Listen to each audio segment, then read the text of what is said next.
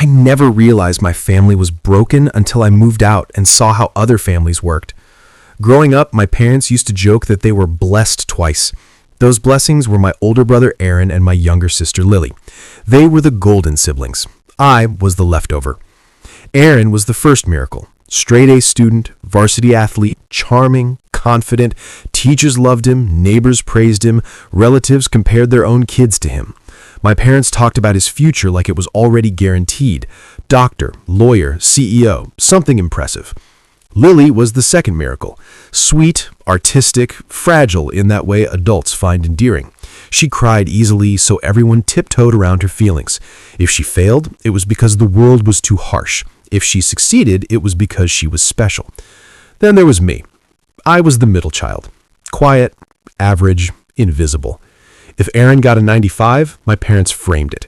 If Lily got an 80, they threw a celebration dinner. If I got a 90, they asked why it wasn't higher. When Aaron broke a window playing baseball, it was boys will be boys. When Lily forgot her homework, it was she's under so much stress. When I made a mistake, it was a lecture about responsibility. I learned early that love in our house wasn't equal. It was earned, and I never earned enough. By the time we were teenagers, the roles were permanent. Aaron could do no wrong. He crashed my dad's car drunk at 17. The story my parents told everyone was that a deer jumped in front of him. Insurance handled it. Aaron got a new car. Lily bullied a girl at school until the girl transferred. My parents blamed the school for not protecting Lily from drama. When I came home crying once because a teacher accused me of cheating, my mom told me if you didn't do anything suspicious, this wouldn't have happened. I stopped talking after that. I moved through life like a ghost in my own house. Cleaning, helping, staying out of the way. I became useful instead of loved. College was my escape. I chose a school far away. My parents barely protested. Aaron got a full send-off party when he left. Lily cried for weeks when she went to art school. I packed my car alone. For the first time, I felt light. Years passed. I built a quiet life. Not glamorous, but stable. I worked, paid rent, learned what peace felt like. Then everything started to fall apart back home. It started with Aaron. The golden boy burned fast. He dropped out of medical school. My parents said it was because the professors were biased. He jumped between business ideas that my parents funded.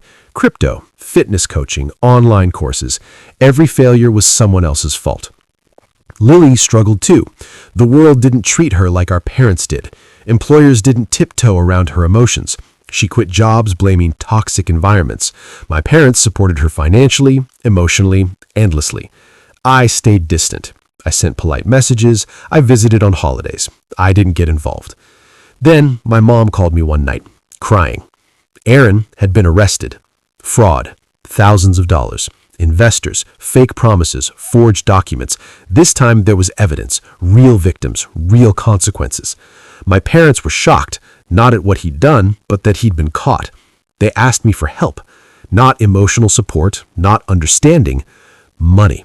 They wanted me to take out a loan to help pay for Aaron's lawyer. They said it was my responsibility as a sibling.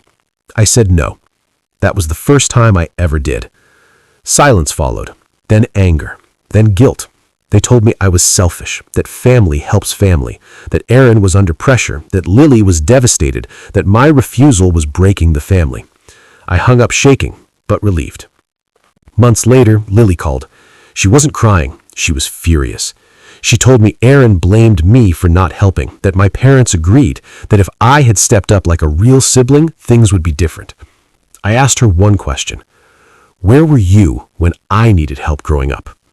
She didn't answer. She hung up. Aaron went to prison. My parents poured everything into Lily after that. All their hope, all their love, all their fear of failure. They leaned on her emotionally in ways she couldn't handle. She cracked. Depression, anxiety, anger. She blamed everyone. Her parents, society, Aaron, me mostly. You abandoned us, she said in a message.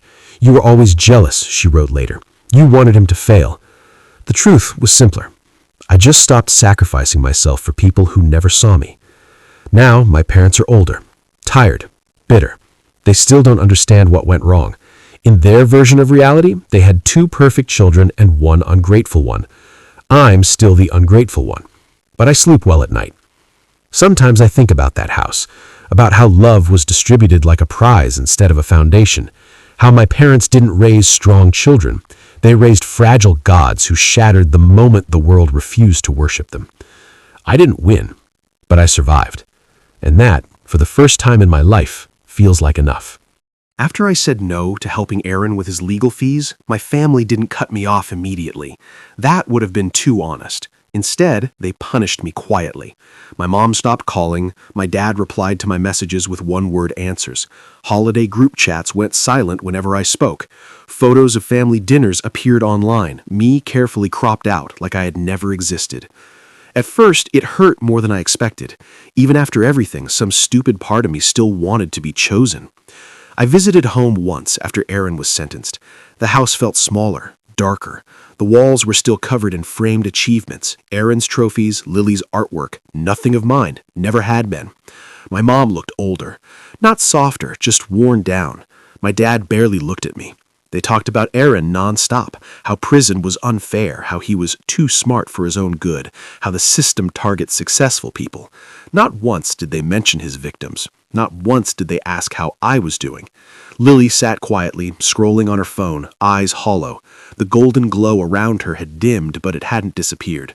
My parents still watched her closely, like she might shatter if handled wrong. At dinner, my mom suddenly said, "You know, if you had helped earlier, maybe things wouldn't have gone this far."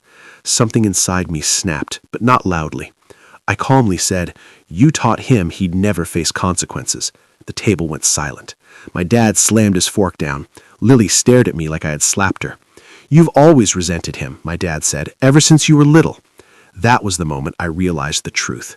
In their story, I was never neglected. I was jealous. I was difficult. I was the problem. I left early that night. No one tried to stop me. After that, the calls only came when they needed something. Forms, online accounts, help with technology, emotional dumping, never curiosity, never care. I became useful again, just like childhood. Then Lily moved back home. That's when things really started to unravel. Without Aaron around, Lily became the center of everything. My parents leaned on her in ways no child should bear. She became their therapist, their hope, their replacement golden child. She couldn't handle it. She started drinking, then disappearing for days, then lashing out. My mom called me one night in a panic. Lily hadn't come home. She was afraid something terrible had happened. I drove back for the first time in months. Lily came home the next morning, angry, reckless, smelling like alcohol and cigarettes. She screamed at my parents for controlling her. They cried and begged. The roles had reversed, but the damage remained. Later, Lily cornered me in my old bedroom. "You think you're better than us," she said. "I think I survived," I replied. She laughed bitterly. "You were always invisible. That doesn't make you strong." I didn't argue, because part of me knew she was wrong, and part of me knew she was scared. A week later, she overdosed. Not fatal, not intentional according to doctors, just another consequence of being raised without limits and then thrown into reality unprepared. That was the first time my parents looked truly broken. At the hospital, my mom cried into my shoulder, not because she had ignored me for years, but because her golden world was finally collapsing. In that moment, I felt something unexpected. Nothing. No anger, no satisfaction, no triumph. Just emptiness. Lily recovered slowly. Therapy, medication, distance. She moved out eventually, far away, chasing a version of herself that wasn't built on praise. My parents aged rapidly after that. Without golden children to orbit, they were left alone with their choices. Last year, my dad tried to apologize. He said, "We didn't know we were doing it." I told him the truth. "You knew, you just didn't care because it worked, for a while." He didn't argue. Now, I live quietly. I don't post family photos. I don't attend every gathering. I don't explain myself anymore. Aaron writes letters from prison sometimes. He still blames everyone else, still golden in his own mind. Lily sent me a message recently, just one line. "I think I finally understand." I don't know if she does, but I know this.